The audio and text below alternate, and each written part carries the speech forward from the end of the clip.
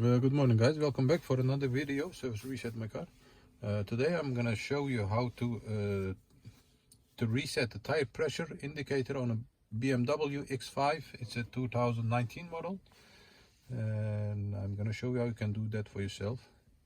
You have to do it after every change of any tire or a flat tire. You have to reset it, and I'm gonna show you how you can do it for yourself. Before we start, our YouTube channel is Service Reset My Car. Give us a thumbs up if you like our videos. We have more than 150 videos on our channel. Take a look if you want, and subscribe to our channel. Give us any comments are also welcome. Use the comment area. Questions are also welcome, and I'll get back to you as soon as possible. Okay, let's start with this one. First of all, we have to go to this menu. For example, if you're in Maps, you have to press the home button over here. Once you press this menu appears on the left side. Then you have to find car. It's also touchscreen.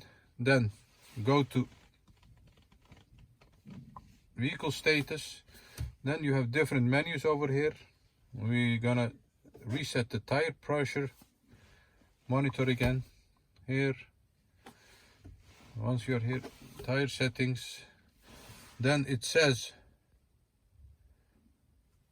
you can choose of the size of your tires. We have a 22-inch, this one. Once you have done that, you go over here and save the tire pressure. And also you can see the recommended tire pressure for the tires. Okay, and once you have done that, you have to drive a few miles, then the tire pressure is reset to the new value of the tires.